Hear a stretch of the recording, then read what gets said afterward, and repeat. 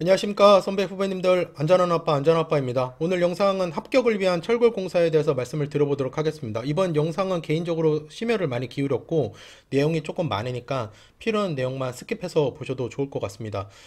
이번 영상은 코샤 가이드 철골공사 안전보건 작업 지침, 철골공사 작업 가이드, 그 다음에 산업안전보건공단에서 나온 철골 사례 중에서 대표적인 거 두 가지, 그리고 제가 만든 산업안전 지도사 건설안전 3차 면접 공략 222제에서 발췌해서 영상을 제작했습니다.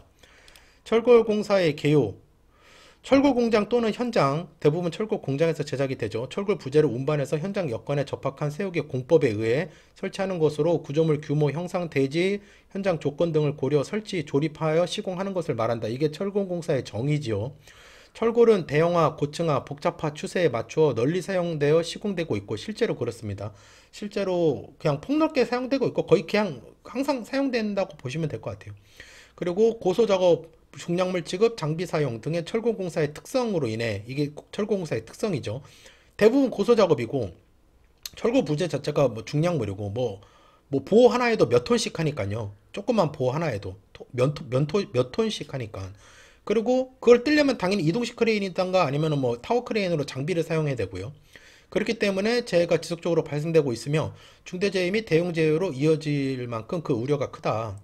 철골 작업으로 인한 재해는 대표적으로 철골 부재 이동 중 용접, 볼트, 체결, 도장, 내화, 데크 플레이트 설치 작업 중 또는 철골 부재 운반 및 인양 작업에서 추락, 넘어짐, 미끄러짐, 맞음 등의 형태로 발생이 되고요. 재해 발생 원인은 제작 시 철골 부재 그 넘어짐, 전도죠.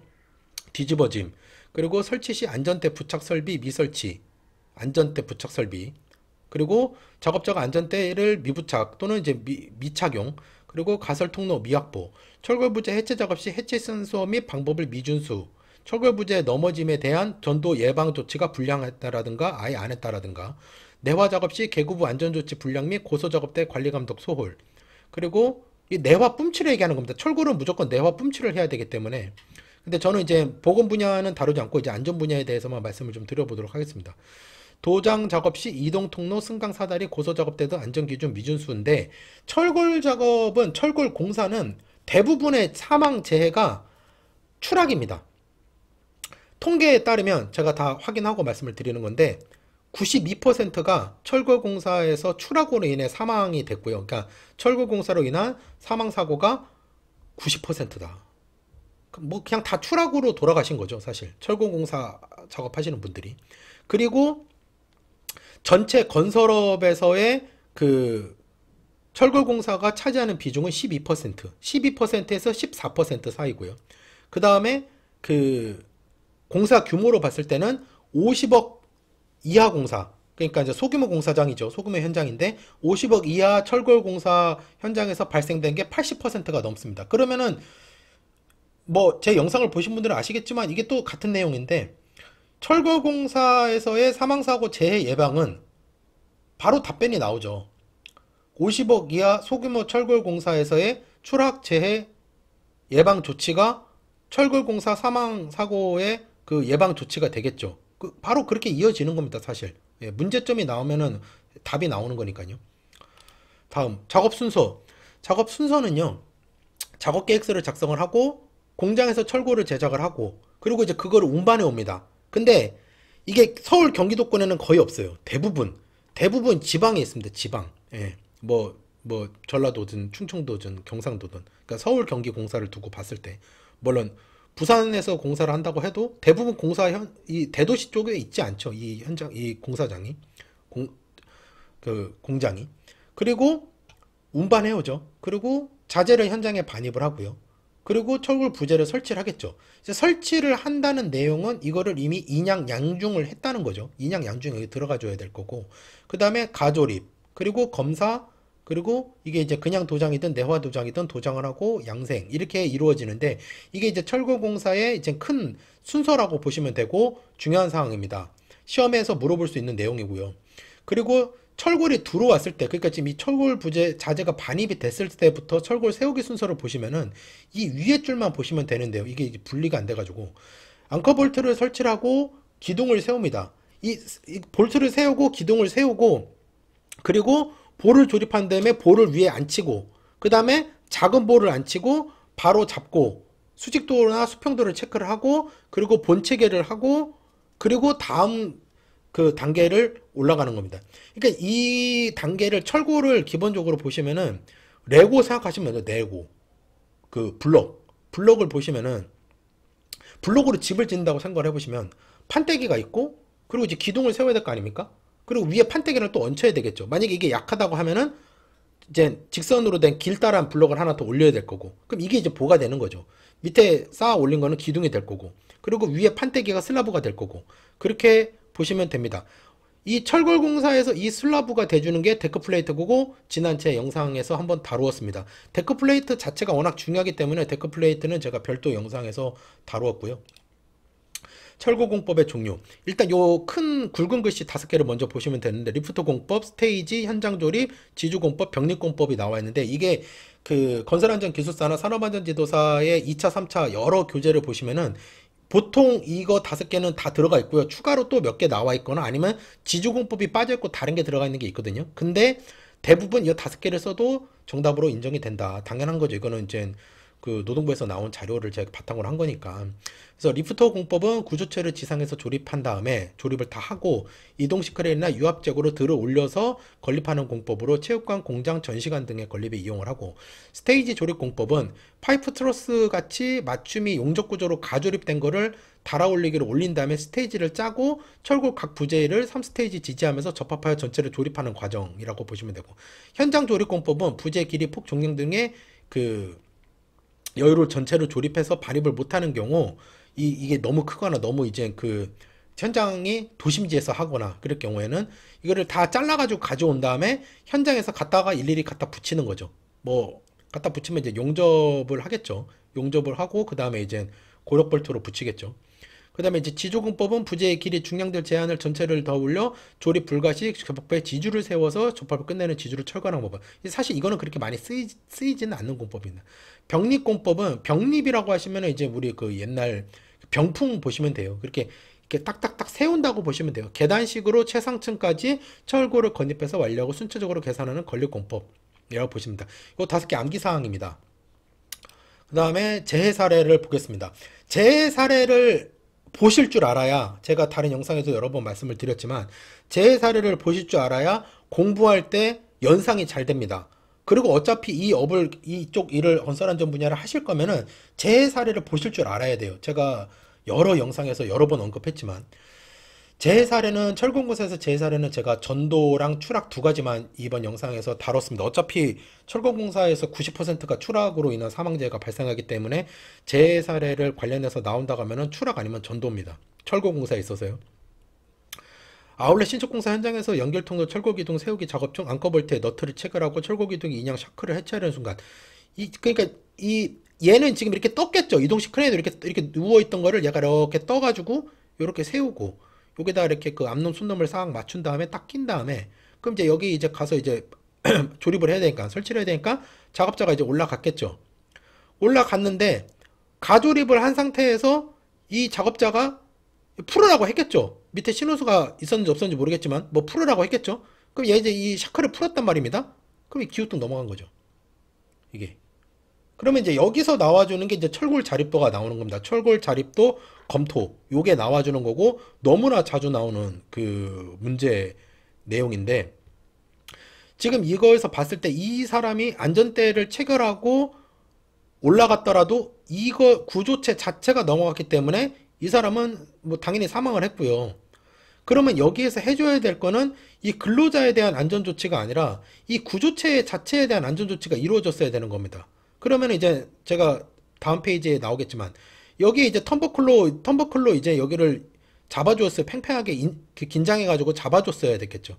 지금 이 지지되는 게 지금 이거 하나밖에 없잖아요.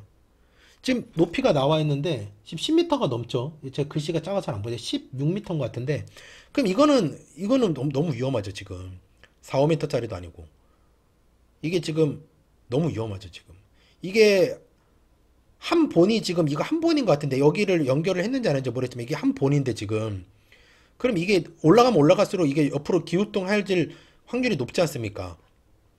그러니까 이제 그렇게 이루어진 이 내용이고, 이거를 기둥 하나로 나온 지금 제사가 나왔지만 사실 대부분의 철골 기둥 자체가 수직도를 매우 중요하게 보고 있고 이 자립도에 대한 거를 매우 중요하게 보고 있습니다. 왜냐면 이게 넘어가 버리면은 지금 여기서는 여기 옆에 어떤 다른 시설물이나 인적 구조물이 있었는지 모르겠지만 이게 엄청난 그 피해가 발생이 되거든요. 이게 지금 이게 16m짜리가 넘어갔다고 생각을 해보십시오.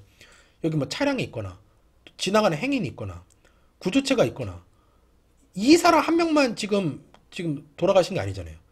이로 넘어갔으면 이것도 뭐 여기는 운전원이나 신호수도 다쳤을 거고. 그러니까 이게 바로 그냥 중대재해로 이어진다. 이게. 그래서 이렇게 대줘야 된다라는 거죠. 지금 보시면은. 예. 이거를 지금 이제 위에서 바라봤을 때는 여기 지금 이 기둥 끝점 위에 기둥이 있고 기둥 헤드가 있는 거고 이렇게 네 방향으로 턴버클로 해서 이 턴버클로 해가지고 여기다가 이제 앙커 볼트로 쳐가지고 박은 다음에 와이어로프 16mm짜리 이상으로 뭐 16mm 이상으로 했어야 되겠죠. 16mm 이게 제가 봤을 때 18mm는 해야 될 것 같은데 그렇게 해서 팽팽하게 긴장을 해서 이게 이렇게 당겨줘 턴버클이 당겨주는 역할을 하니까 이렇게 해서 잡아줬어야 했다. 45도 각도로. 지금 이거 보실 줄 알아야 됩니다. 예, 어렵게 나오면 이런 것도 관련돼서 나올 수가 있어요. 그래서 이런 내용들이 그 문제점에 대한 이 해결책이 되겠고요. 그 다음에 추락. 대부분 철골공사라고 하시면은 이제 요렇게 된다고 보시면 돼요. 가장 일반적이죠. 이렇게 이제 이루어지는데 이 철골공사는 아까 제가 말씀드렸지만 지금 이 위에 이 볼을 떴을 거 아닙니까? 큰 볼을 이렇게 올려가지고 여기다 앉혔으면 그와 동시에 이렇게 접합을 해야 된단 말입니다. 이게 고력볼트로 하든 용접을 하든 대부분 고력볼트로 하는데 그러면 이렇게 용접을 하든 고력볼트로 체결을 하면 이 작업자 여기 앉아서 작업을 해야 될 거 아닙니까? 근데 지금 떨어졌다고 하잖아요. 14.4m로 떨어졌으면 떨어진 이유가 당연히 안전대 부착 설비가 없었을 거고 구명줄이 없었을 거고 제가 봤을 때 작업자가 안전대를 체결을 안 했을까, 그러니까 착용을 안 했을까. 안전벨트는 잘못된 말입니다. 안전대입니다. 안전대를 착용을 안 했을까. 이렇게 높은 데서 작업을 하는데 이 작업이 그렇게 드르륵 받고 그렇게 금방 끝나는 작업이 아니거든요. 금매김도 해야 되고 1차, 2차로 이렇게 이거를 체결을 해야 되는데 아마 작업자는 제가 봤을 때 안전대는 착용을 했을 것 같고 여기에 걸만한 데가 없었을 겁니다. 그러니까 떨어지셨겠죠. 그래서 지금 보시면 이렇게 구명줄이 설치가 되고 이거에는 당연히 구명줄 여기 고리가 있어가지고 공작도에 들어가 있어서 이미 설치가 돼서 여기 고리에서 구명줄을 쭉 걸게끔 돼 있고 여기 와이어로프로 이렇게 탱탱하게 턴버클로 해서 이거를 저립도를 잡아주고 그리고 작업자는 안전대를 착용을 하고 후크를 여기다 걸은 상태에서 이렇게 앉아서 작업을 해줘야 되죠. 이게 지금 올바른 거죠. 그리고 대부분 이렇게 작업을 해요. 사실상. 예. 그렇습니다. 제 사례는 그래서 전도랑 추락에 대해서 두 가지 일을 봤고요. 그래서 이제 예상 문제인데 예상 문제는 아까 말씀드린 것처럼 철골 자립도 대상 5가지 그 다음에 시공 중 구조 전문가로부터 구조 확인을 받아야 되는 철골 구조물 5가지인데 읽어보겠습니다. 너무 중요한 내용이기 때문에 구조상 안전의 위험이 큰 철골 구조물은 건립 중 강풍 등에 의한 풍압의 외압에 대한 내력이 고려돼서 확인이 요망된다. 철골 자립도 대상 구조물은 높이 20m 이상 구조물, 기둥이 타이 플레이트형의 구조물. 타이 플레이트라는 거는 타이가 그 넥타이 할 때 타이거든요. 그래서 이게 이제 요렇게 생긴 거라는 거죠. 지금 제가 이렇게 보이는 것처럼 이렇게 거의 약간 T자로 요런 형태로. 그러니까 위에가 이제 무게 중심이 더 크고 아래가 무게 중심이 이제 빈약한 그 형태라고 보시면 되고 단면 구조에 현장 차이가 있는 구조물. 이음부가 현장 조립인 구조물.